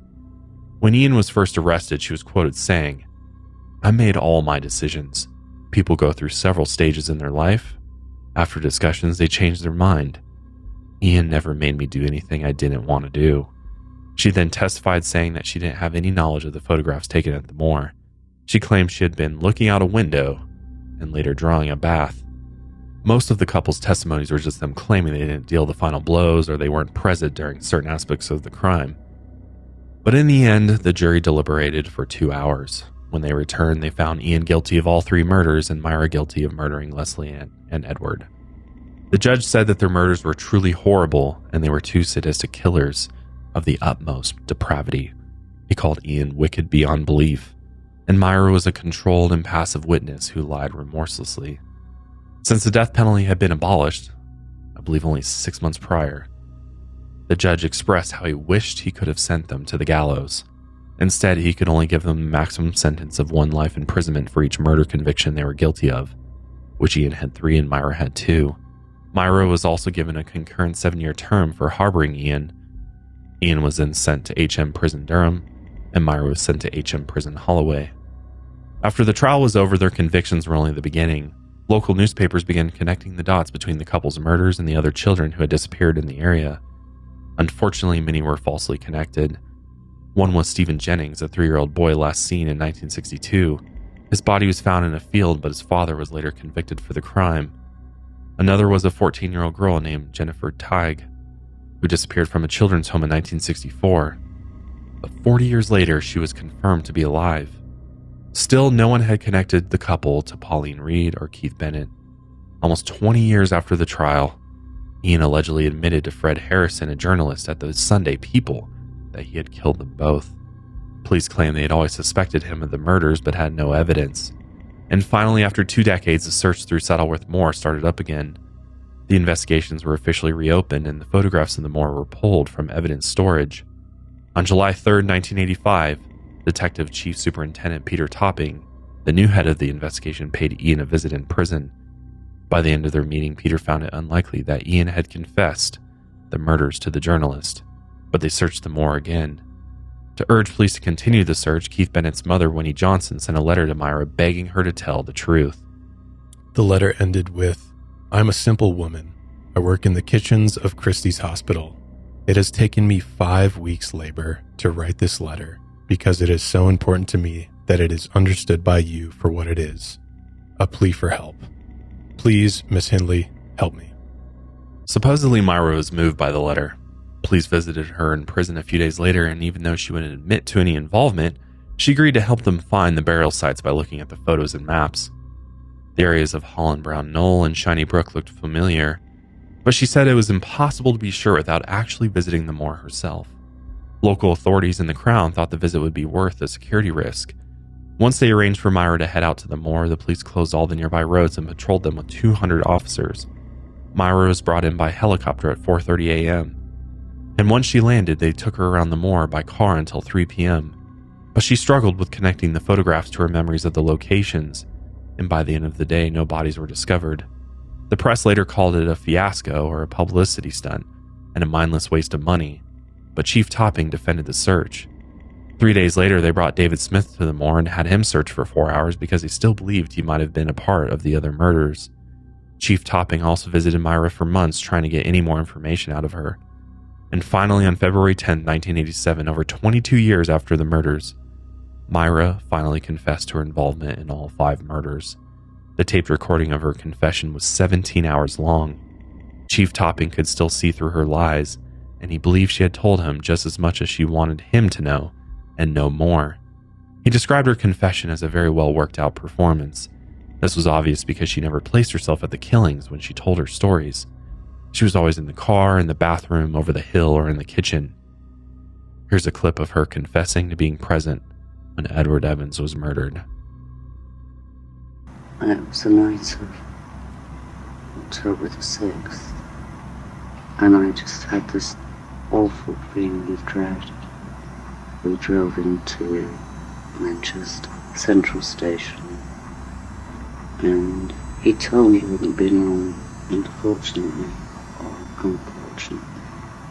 He then appeared with this news. Turned out he was 17. When you introduced him as Eddie, and I said virtually nothing going back. Ian had taken Dad into the front room, opened a bottle of wine, and he said to me quietly, "Go and get Dave." The living room door was open, and all I could see was blood everywhere. And I stayed in the kitchen and I was sick. I just cannot stand the sight of blood. Never have been able to. I thought David Smith had killed him at first, but Ian said he'd hit him, Edward Evans, with the hatchet to shut him up. And the next morning, there was a knock on the back door, and I opened the door. And to cut a long story short, it was a policeman dressed in a baker's uniform, his jacket and hat. It had sunblast on the pocket. And the first thing I said was, "You've got the wrong house. We have Mother's Pride." And Chief Topping wasn't convinced that her confession was genuine. So police then visited Ian in prison and told him that Myra had confessed to everything. At first he didn't believe them, but once they gave him specific details about Pauline's abduction and murder, he knew they weren't lying. Ian eventually agreed to confess everything as well, but only on one condition. He would tell them every last detail, only if he could commit suicide right after. Of course, the investigators couldn't legally comply with a request like this on paper, so they declined. Around the same time, Winnie Johnson sent Myra another letter. She begged her to keep trying, for the sake of her son. Myra responded this time saying she appreciated the letters, and she said if she had written her 14 years earlier, she would have confessed then. At the time, it wasn't public knowledge that Myra had confessed. In March 1987, she visited the moor again with even more security this time. She was even kept in Manchester overnight at one of the officers' flats, and she visited the moor 2 times. She told them that Holland Brown Knoll and Hograin areas were the right spots to search, but couldn't identify the exact spots. She remembered that as Ian dug Pauline Reade's grave, she could see the rocks of Holland Brown Knoll silhouetted against the night sky, but the search continued, and by April 1987, news of Myra's confession became public.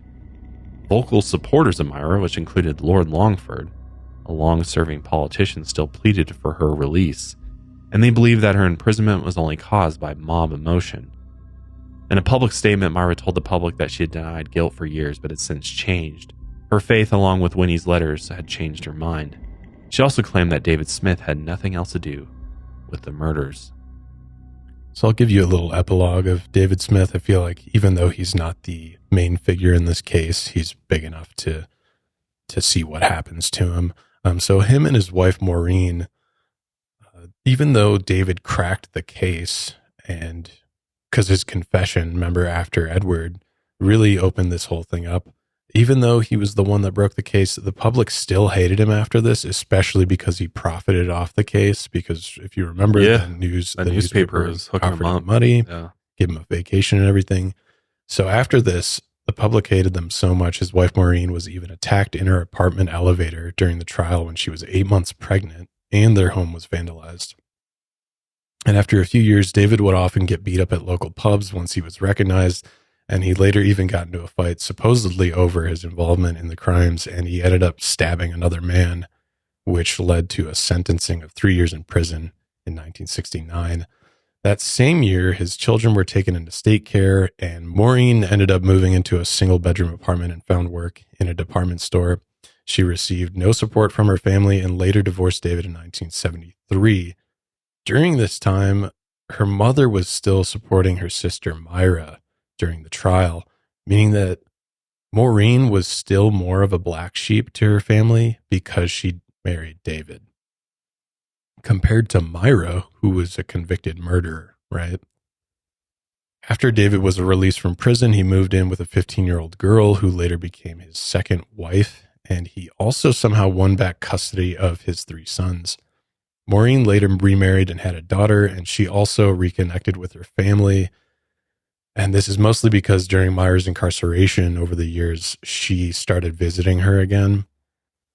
So maybe Maureen realized that the only way to get back in her family's good graces was to keep supporting Myra, because maybe she was just the golden child in their eyes. In 1980, Maureen suffered a brain hemorrhage and died soon after. John Kilbride's parents, who were Sheila and Patrick, attended the funeral because they were hoping to see Myra there, because sometimes you get out for a day in prison. If you have a close family member who passes, you get to attend their funeral, but she was not allowed to be there. But Sheila and Patrick Kilbride were so wound up by this that they were just there to attack Myra. They confused another woman who was just a man's daughter, and they even tried to attack her. Sheila was later quoted saying that if Myra ever got out of prison, she would kill her. And we'll later find out that this isn't the only mother who was the mother of a victim who said something like this. For years, Sheila had continued to buy and wrap Christmas presents for her deceased son, John, every single year, and this was her way of trying to keep John alive.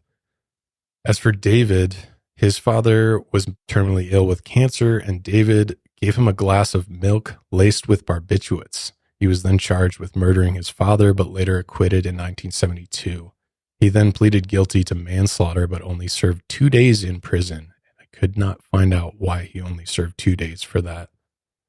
By 1994, he ran a bed and breakfast out of a 200-year-old house with his second wife out in Oughterard, County Galloway. In 2011, he co-wrote a book telling his side of the story, and 1 year later, he died from cancer at the age of 64. Wow.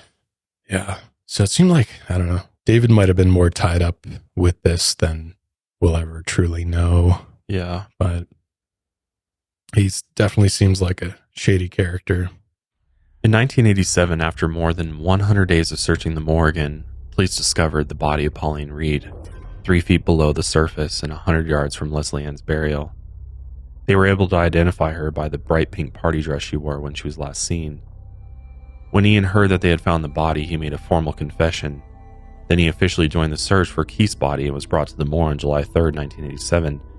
It had been decades since he had last seen the place, and his memory was foggy. He often lost his bearings and blamed it on how much the area had changed. After finding nothing, they called off the search at 3 p.m. By then, a large crowd of press reporters had gathered. Chief Topping refused Ian another visit, and he called off the search on August 24th after over 150 days of searching. Meanwhile, Ian sent in a letter to a BBC reporter claiming he had killed 5 more people, but his details surrounding these supposed murders were weak at best. And when police failed to find any evidence of these additional crimes, they refused to launch an official investigation. Even Myra told Chief Topping that she never knew about any other crimes Ian might have committed. Here's a clip of Jeremy Coyd, one of his psychiatrists, explaining how Ian might have killed more people. Do you think, had he not been caught, that he would have continued to kill? I have no doubt he would have continued to kill if he had not been caught. What is your view on reports that Ian Brady had killed more people than he was convicted of? Well, you don't know really, do you? But that was what he was strongly intimating to me. He said to me when I interviewed him about, and I was convicted, he wasn't actually convicted, but his actual words, and I wrote them down, was that he was convicted of 5 killings, and he said, and note my use of those words. And the way my understanding of what he was telling me was to make the point that he had killed more. I don't know whether that was true, whether it was one of his games, what he was intending to do by that, but it would certainly, if it was, whether it was true or not, it was to enhance his position and general bearing as a pretty heavy-duty killer. In hearing that, I'm thinking maybe in Ian's twisted mind, he's thinking, if I can make myself look even worse than I actually am, that maybe he'll ultimately get what he wants. I mean, he's clearly searching for any way to achieve death, whether that be the death penalty, which had been abolished, so that wasn't even on the table. But maybe that's just one thought, is if they think I'm this, I did 10 plus murders, that maybe I'll ultimately get what I want. And either way, I think it's just to continue to pump his evil ego of just being this monster. Leave behind a legacy. Yeah. As for the cases of Keith Bennett and Pauline Reade, the director of public prosecutions decided that nothing could be gained by another trial. Both Ian and Myra were already serving life sentences and no more punishment could be given. But Keith's body was still somewhere out in the moor, and without a body, his mother Winnie struggled to find closure. So in 2003, another search for his body began. They used a U.S. reconnaissance satellite that could find soil disturbances, but by 2009 they still found nothing. Officials said the search wouldn't begin until there were major scientific breakthroughs or fresh evidence, and if Ian were to help again, it would only be through 3D modeling images in prison. Donations from a public fund started the search back up in 2010, and in 2012 it was rumored Ian had given information to a prison visitor on where Keith's body might be. The woman was arrested for preventing a burial of a body without lawful excuse, but the charges were later dropped for lack of evidence. Many years passed, and on September 30th, 2022, the Greater Manchester Police began searching the moor again. An amateur investigator and author, Russell Edwards, claimed he had found a skull in the moor. A photograph of an alleged jawbone was examined, but by October 7th, they ended the search again without finding any signs of human remains. And as of the recording of this episode, Keith Bennett's body has still never been found. As for Ian Brady, he spent 19 years in prison before being diagnosed as a psychopath in November 1985. He began suffering from auditory hallucinations and believed he was later going to be assassinated. Later that year, he was moved to Ashworth Hospital in Muggle, Merseyside, and he made it clear to officials he never wanted to be released, which was a relief for the public since many believed he would kill again. He refused to work with the facility psychiatrist, but he often corresponded with outside specialists, journalists, and writers. In a letter he wrote in 2005, he said the murders were merely an existential exercise of just over a year, which was concluded in December 1964. He claimed that he and Myra were only going to focus on armed robberies after the murders. For several years, he spoke with forensic psychologist Chris Cowley, and Chris noticed Ian's obsession with guns, even though he never used one on a victim. He also talked about how much he hated Ashworth. He once suffered from a broken wrist in 1999, claiming he was attacked by staff for an hour.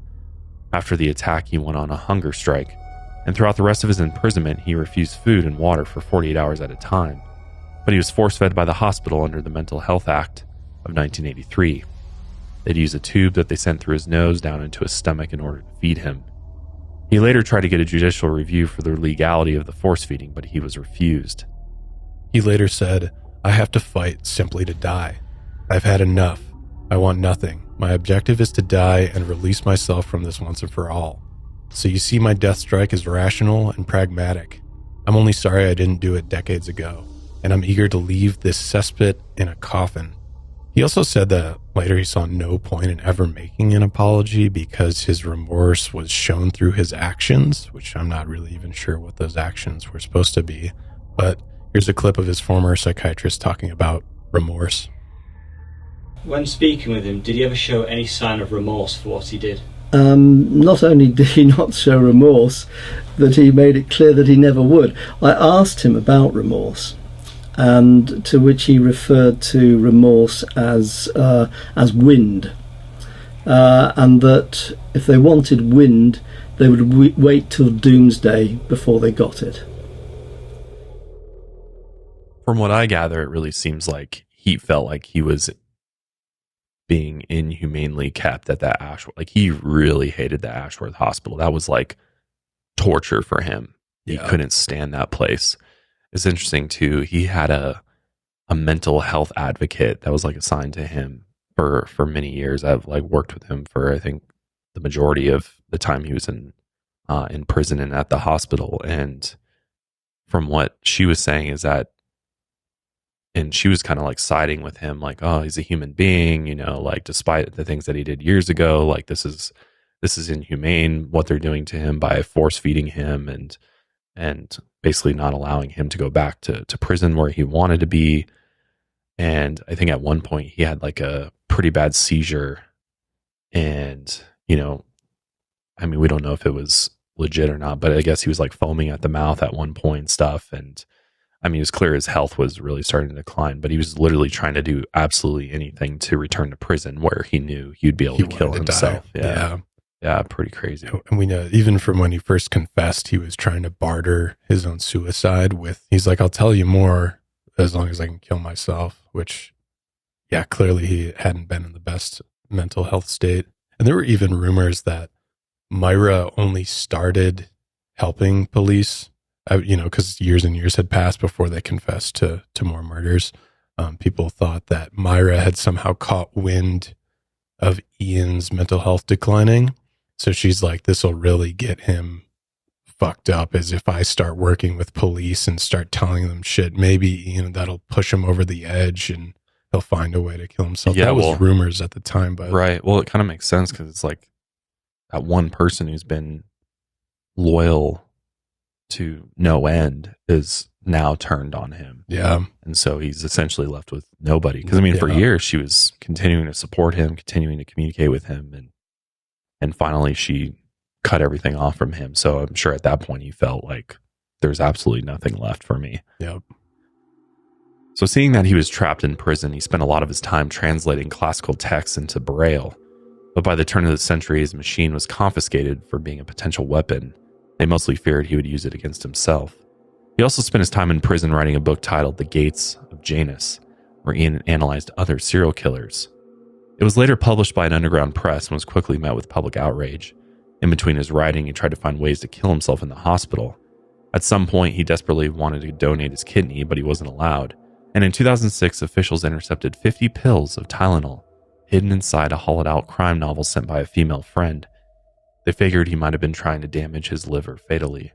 In 2005, he sent a letter to Keith's mother, Winnie, telling her he could take police within 20 yards of her son's body, but police refused.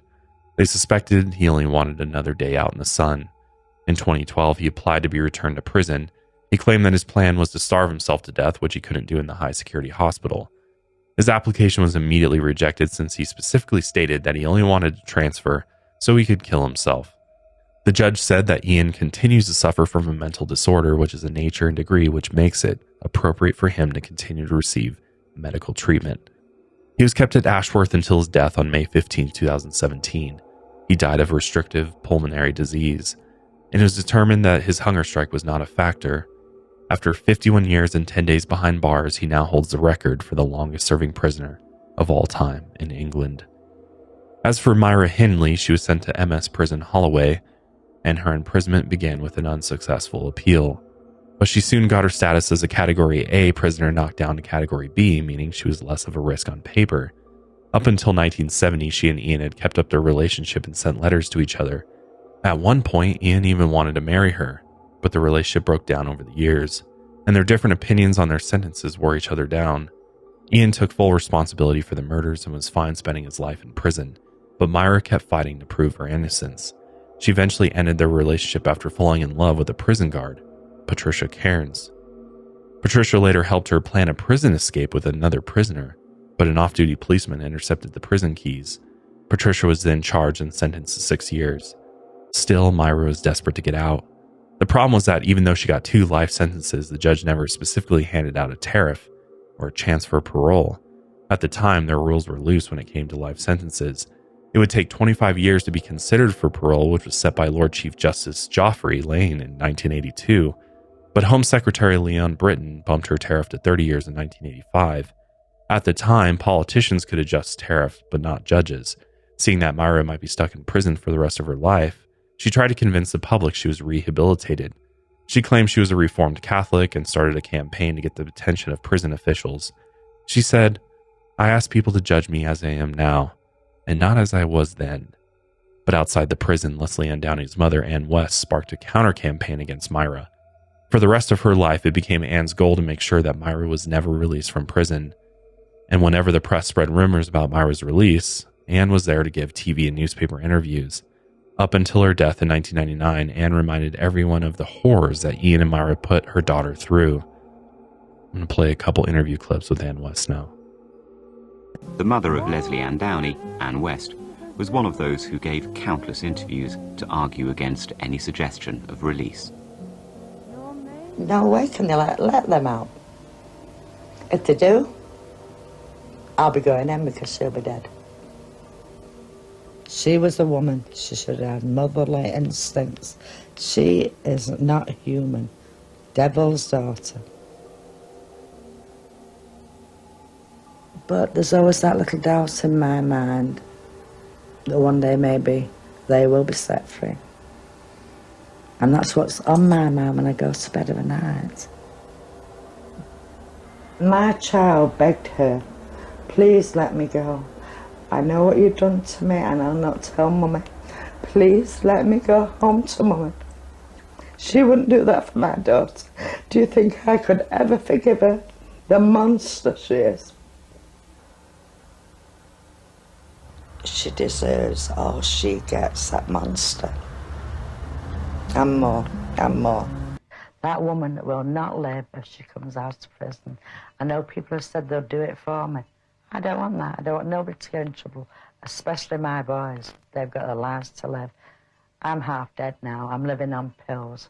I will willingly do that woman in and take my punishment, and I will expect to be put in prison where I should stay until the end of my days. I don't like this expression, an angel, because, I mean, she's a very nice person at the moment, and I'm certain if she's let out, there's absolutely no risk at all that she'd ever, molest a child in any sense at all.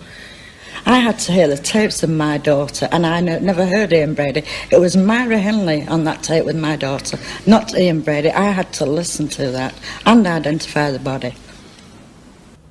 When I met Lord Longford, he said that he liked you. Oh, God, you wouldn't think so, the way he's treated me. He also said he felt sorry for you because he thought you got trotted out, was the phrase he used. Well, what he said to me actually was, I would never see Lesley again. I said, "What do you mean by that?" He said, "Because unless you forgive him and her, you won't go to heaven." I said, "Well, all right, Lord Longford, I'll go where you're going. I won't go to heaven, I'll go with you where you're going." And I did call him. I said, "You're the devil's advocate." Some sins maybe, but that sin I could never forgive. I say the Lord's Prayer each and every night. As a matter of fact, my husband told you he's not in the room. I'm 2 hours saying prayers.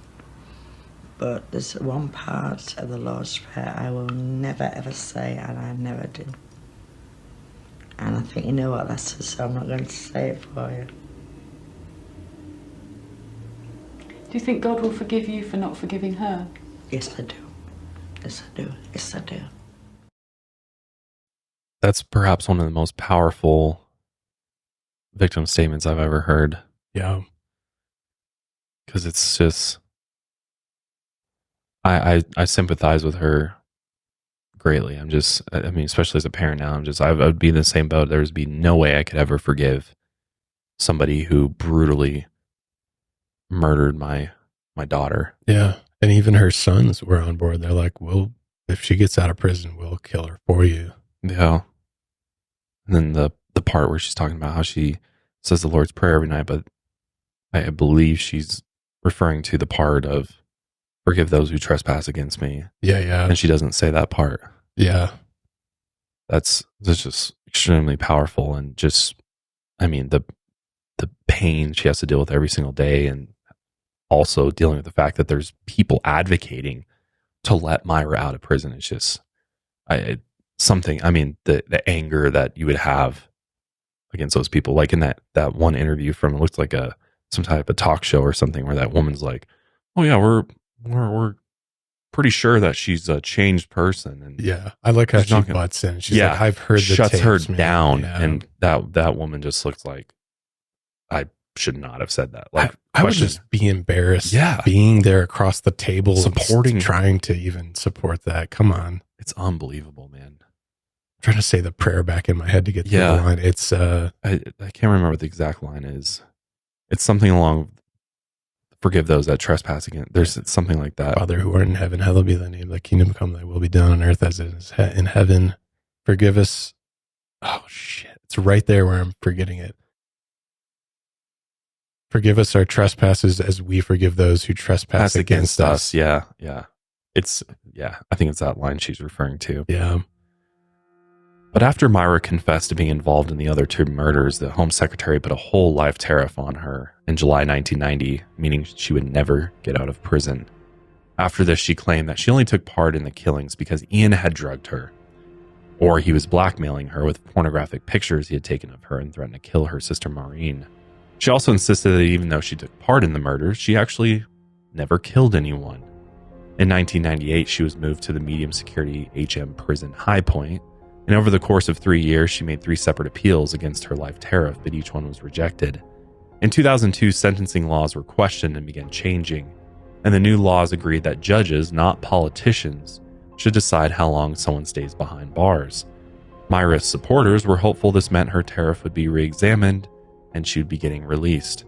They argued she had good behavior in prison for more than 30 years and showed no signs of reoffending.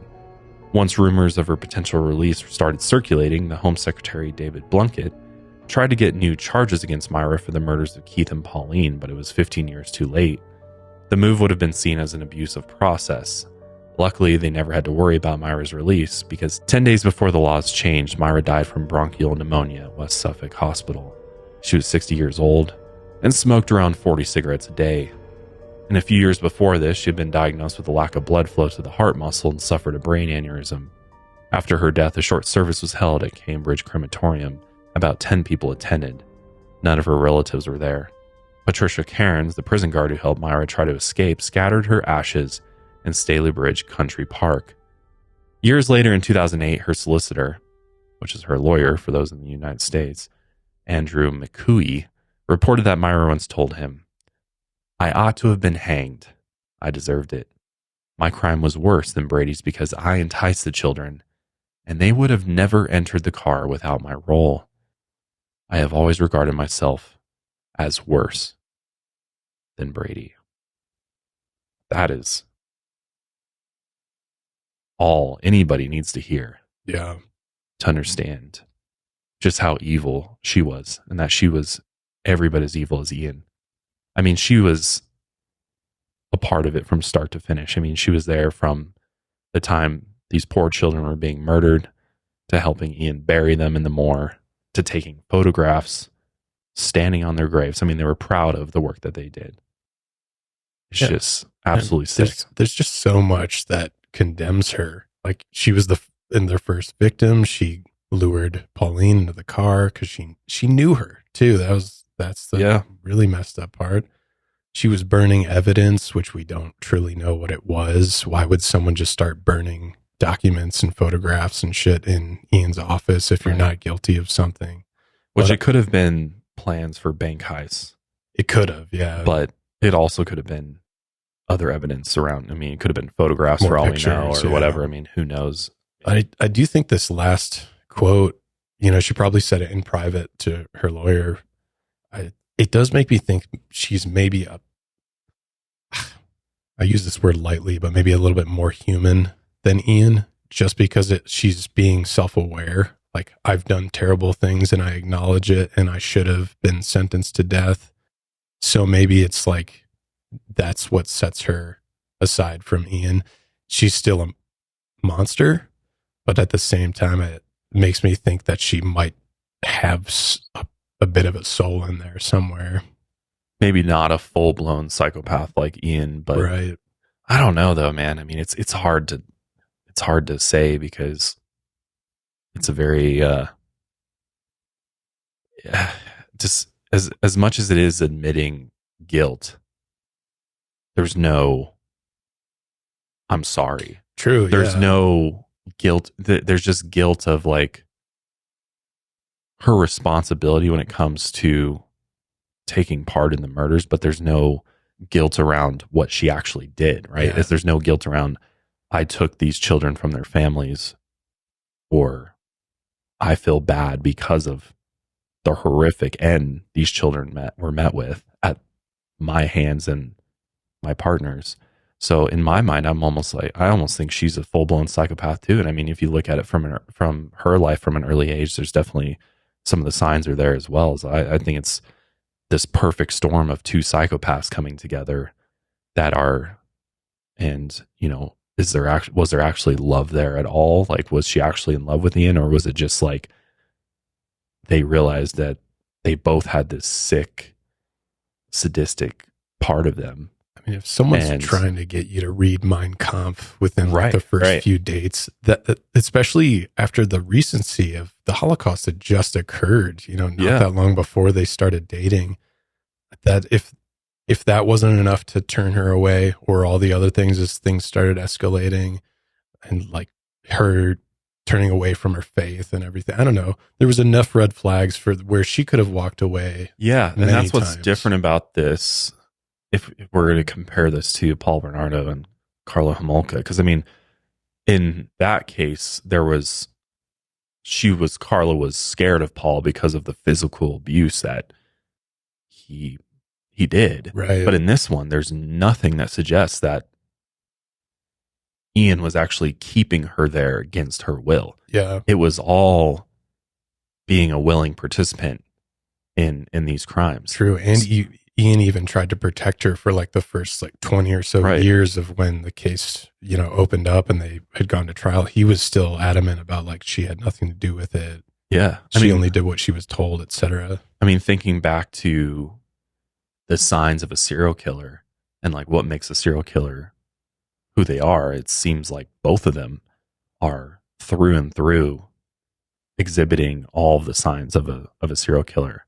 Yeah. And I believe they're both psychopaths. I believe they're both absolutely delusional. And I mean, she was only saying some of these things and doing the things that she was doing to try to get herself out of prison. Yeah. And there was nothing, she was manipulating everybody along the way in order to get what she wanted ultimately. Yeah. And that's a good point, because who's even, I don't know, that last quote could have just been more manipulation to be like, look, I've changed and I can see myself. I found God. I'm a monster. So yeah, maybe nothing that was just seems like there's no evidence to suggest that there's genuine remorse for what she did. Because in order to, if you're truly changed and you found God again and whatever, there would be a lot more remorse there. There'd be, I can't believe that I did this to these children. I would be, you'd be publicly apologizing to Anne and to all the family members for everything.